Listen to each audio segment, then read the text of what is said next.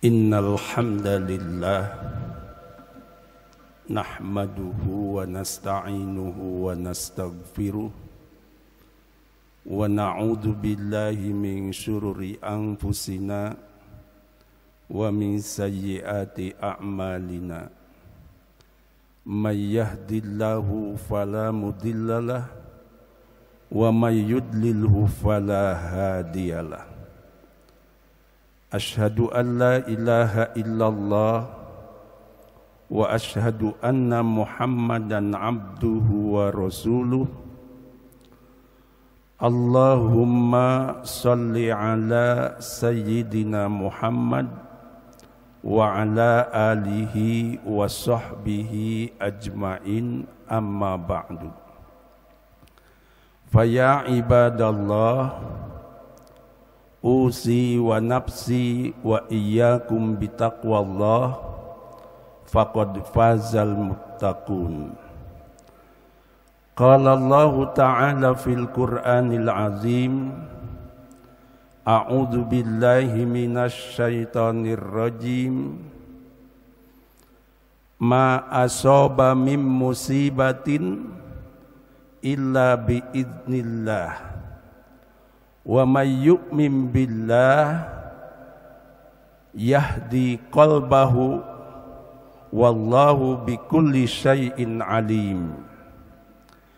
Wa qala Nabi sallallahu alaihi wasallam, may yuridillahu khairan yusib min.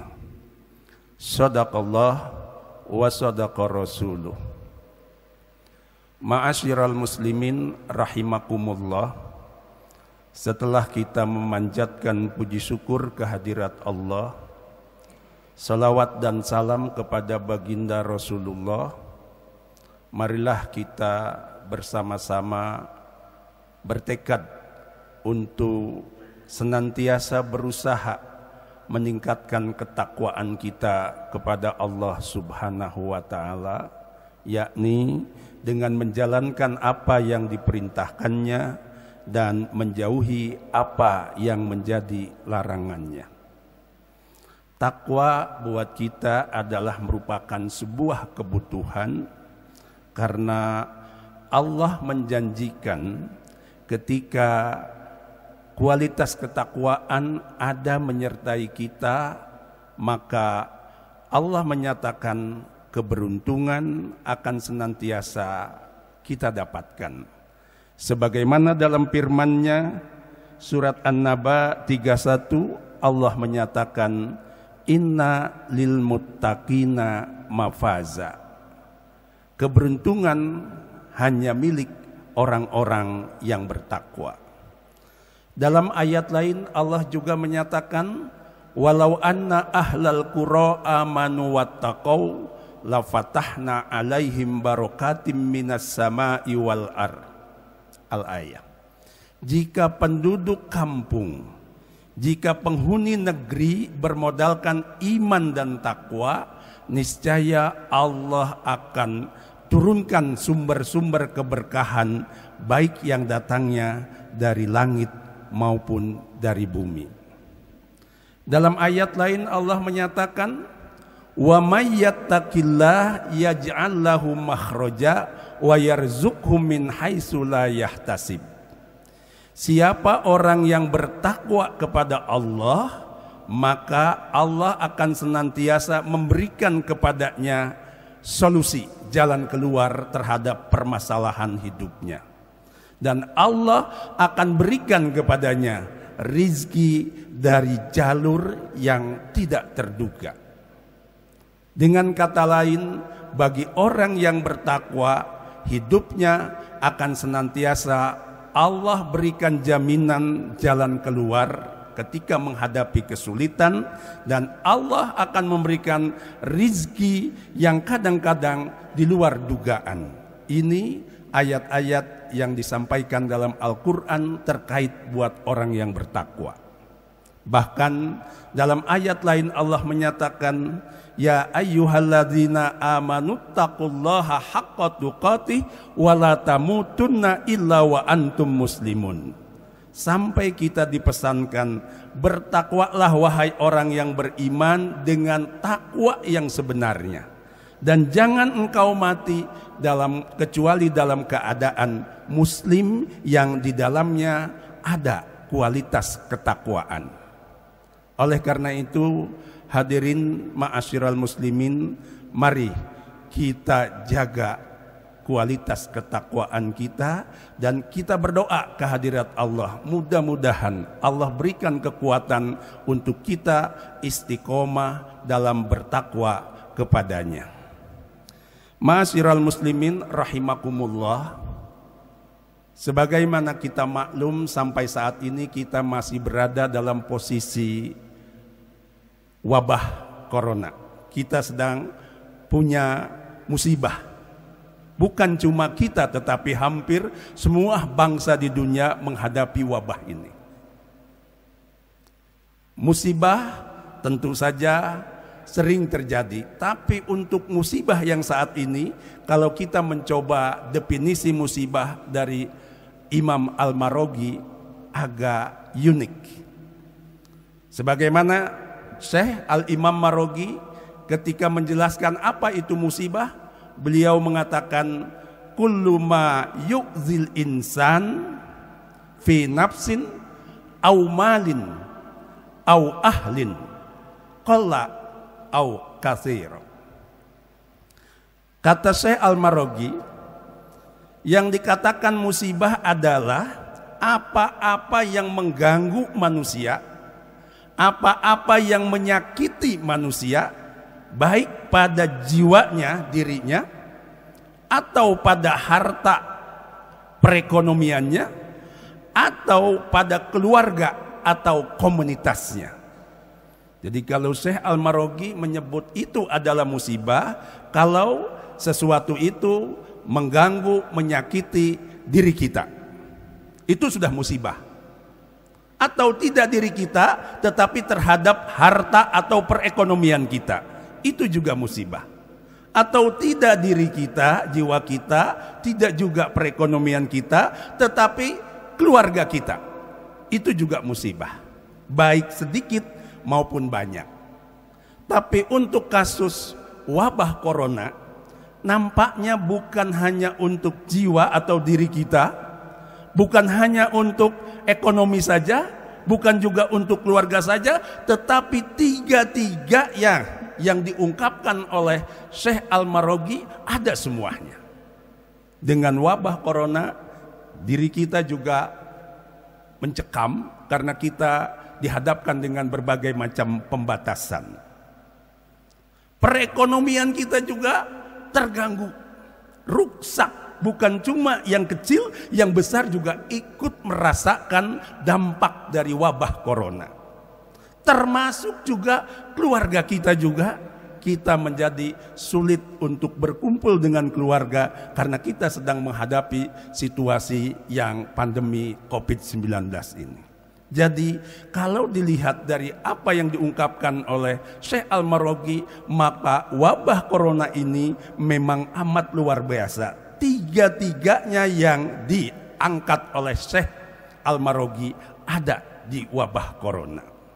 Oleh karena itu, buat kita tentu harus kita terima kenyataan ini dengan penuh kesabaran. Kita tidak persoalkan apakah ini wabah corona adalah ujian atau ini peringatan yang sekaligus juga merupakan hukuman. Tentu kita berharap mudah-mudahan ujian.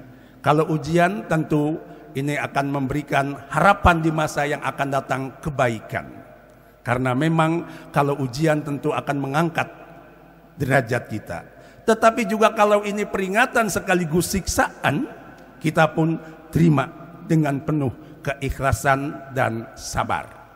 Tetapi tentu tidak sekedar kita sabar dan ikhlas menerima kenyataan ini. Kita harus keluar dari musibah wabah corona. Bagaimana caranya? Tentu sudah banyak yang kita lakukan. Tetapi kalau kita merujuk pada literatur yang diajarkan oleh para ulama kita, paling tidak Kita harus berikhtiar keluar dari wabah ini dengan dua pendekatan. Pertama, ikhtiar lahir, yang saya kira hampir semua sekarang kita melakukan, termasuk pada saat sholat Jumat kita sekarang. Bermasker ini adalah ikhtiar lahir. Menjaga jarak ini juga ikhtiar lahir yang sering disebut dengan pendekatan kesehatan atau medis.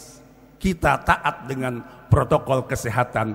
Ini adalah ikhtiar lahir. Tentu ini adalah ikhtiar yang harus kita lakukan. Dan nyaris semua kita sudah berusaha untuk melakukan taat terhadap protokol kesehatan yang sudah digariskan, termasuk juga taat terhadap kebijakan pemerintah kita seperti PSBB dan lain sebagainya. Tetapi yang jangan lupa adalah ikhtiar yang menurut saya jauh lebih substansial. Apa itu? Ikhtiar batin, ikhtiar pendekatan spiritual, ikhtiar pendekatan teologis. Apa ikhtiar seperti itu? Yang pertama, jangan lupa kita harus banyak berdoa. Kenapa harus berdoa? Karena tidak ada yang menolak ketentuan kecuali illa bid-du'a. La yaruddul qada illa bid-du'a. Tidak akan kita bisa menolak ketentuan kecuali dengan doa. Dan kita juga melihat di lapangan tidak sedikit, karena doa sesuatu yang tidak mungkin menjadi mungkin. Kalau jamaah sempat membaca kitab Riyadhus Shalihin, ada cerita 3 orang yang masuk ke guha, dan setelah masuk ke guha, guhanya tertutup oleh batu. Menurut ukuran rasional mestinya meninggal, tetapi karena kekuatan doa, batu itu berubah sedikit demi sedikit sehingga orang yang masuk guha itu bisa keluar dan selamat keadaannya. Itulah yang namanya kekuatan doa. Oleh karenanya, mari kita berikhtiar secara lahir dengan sedemikian rupa, tapi juga mari kita berusaha juga dengan menguatkan doa. Apalagi tidak sedikit doa yang diajarkan oleh baginda Rasul yang kalau kita baca 3 kali pagi, maka kita akan terhindar dari penyakit yang menakutkan. Demikian juga kalau kita baca sore hari, maka kita akan terhindar sore sampai malam dan sampai pagi lagi dari penyakit yang membahayakan. Yaitu doa yang diriwayatkan oleh Ibnu Majah dan Daud yang bunyinya Bismillahilladzi la yadurru ma'asmihi syai'un fil ardi wala fis sama wa huwas sami'ul alim. Dengan menyebut nama Allah yang tidak akan membahayakan apa yang ada di langit dan di bumi, karena Dia adalah Maha mendengar lagi Maha mengetahui. Kalau ini kita bacakan 3 kali pagi hari dan 3 kali sore hari, kata Rasul, lam yaturruhu, tidak akan membahayakan apa yang ada di langit dan apa yang ada di bumi, termasuk di dalamnya wabah corona yang saat ini menakutkan untuk semua umat manusia. Oleh karena itu, mari semua jamaah biasakan membaca doa ini di pagi hari dan di sore hari sebanyak 3 kali. Belum lagi Rasul menceritakan kalau kita membiasakan dawam wudu, maka kita akan terhindar dari penyakit. Kalau di protokol kesehatan kita disuruh sering mencuci tangan, di sabda Rasul ini kita diperintahkan dawam wudu, bukan cuma tangan, semua bagian tubuh kita yang ditentukan oleh syariat kita basuh, maka itu akan terhindar kita dari penyakit. Jadi kalau protokol kesehatan menyuruh kita cuci tangan, di agama pun ada perintah untuk kita membiasakan dawam wudu. Dan zikir yang lain juga perlu kita kembangkan, karena kita tahu ketika Nabi Yunus dalam keadaan berada di dalam perut ikan, Nabi Yunus banyak membaca la ilaha illa anta subhanaka inni kuntu minadz zalimin. Dalam situasi pandemi, mari basahkan lisan kita dengan membacakan zikir seperti yang dibaca oleh Nabi Yunus, sehingga kita bisa keluar dari musibah yang mengkhawatirkan ini. Masih banyak lagi, termasuk diantaranya ikhtiar batin kita, ikhtiar spiritual kita adalah banyak sodakoh. Kenapa banyak sodakoh?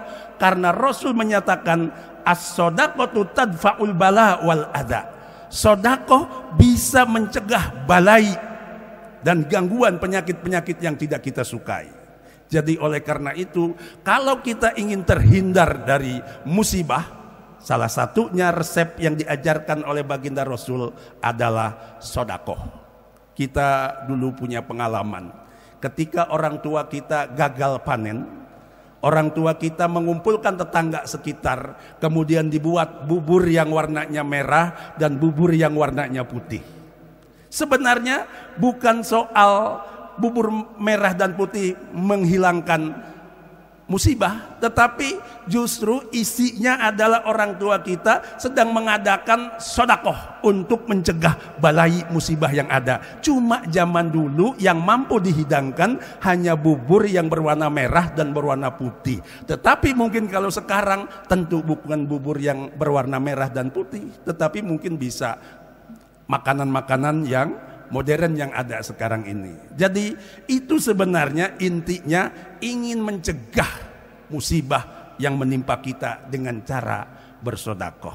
Ini saya kira yang patut kita sosialisasikan supaya ikhtiar kita lahir dan batin. Karena kita dikasih modal, kata Imam Ghazali, ada dua, ada lahir, ada batin. Maka ketika kita ingin berikhtiar sukses, gunakan lahir dan batin. Lahirnya bekerja dengan baik, malamnya berdoa kepada Allah supaya apa yang kita ikhtiarkan itu bisa kita dapatkan sesuai dengan apa yang menjadi harapan. Saya sering mengilustrasikan lahir dan batin seperti mobil, ban kiri, ban kanan.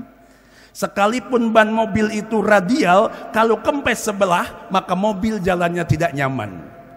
Tetapi sebaliknya, sekalipun ban mobil itu dua-duanya vulkanisir, ketika ada anginnya maka mobil itu bisa dinikmati perjalanannya karena nyaman jalannya, jelas tujuannya.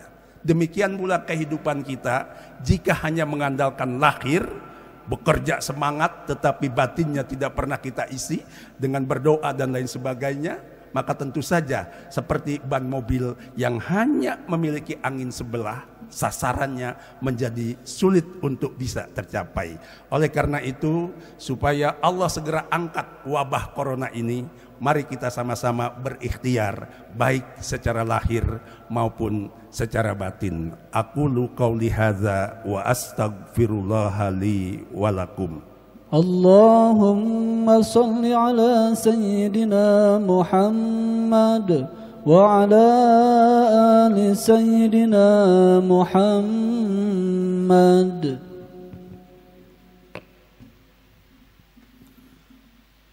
Alhamdulillah, alhamdulillahilladzi arsala rasulahu bil huda wa dinil haqq liyudhhirahu 'alad dini kulli wa kafa billahi syahida.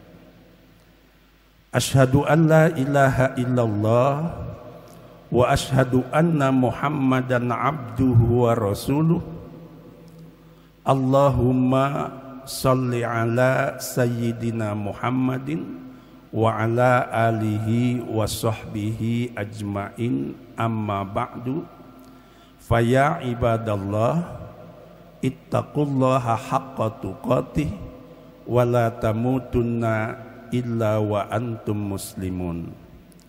Ma'asyiral muslimin rahimakumullah, di khutbah yang kedua ini marilah kita bersama-sama menundukkan kepala kita, memohon kepada Allah Subhanahu wa taala wabah yang menimpa bangsa kita ini. Kita yakin adalah izinnya, kehendaknya, ketentuannya, atas kekuasaannya.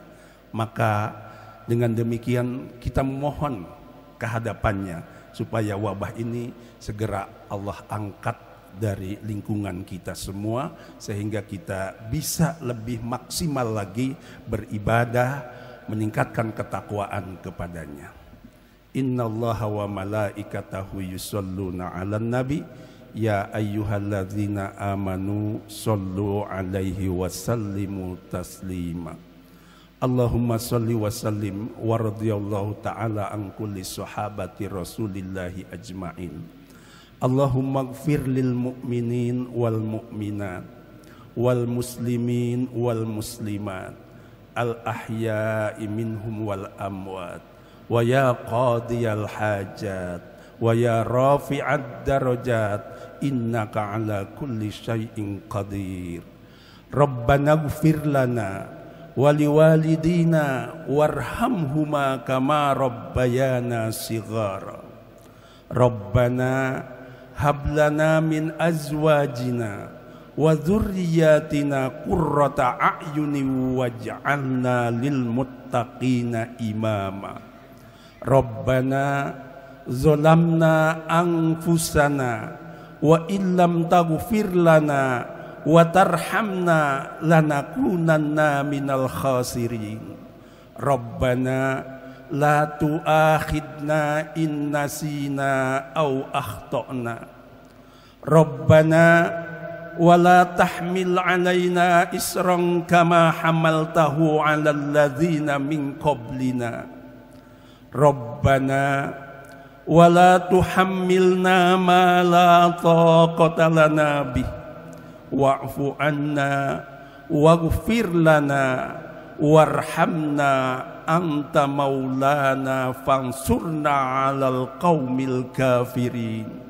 Rabbana atina fid dunya hasanah wa fil akhirati hasanatan wa qina adzabannar wa adkhilnal jannata ma'al abrar ya azizu ya ghaffaru ya rabbal alamin walhamdulillahi rabbil alamin.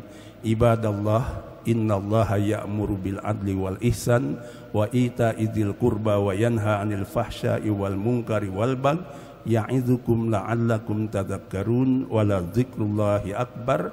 Astaghfirullaha li wa lakum.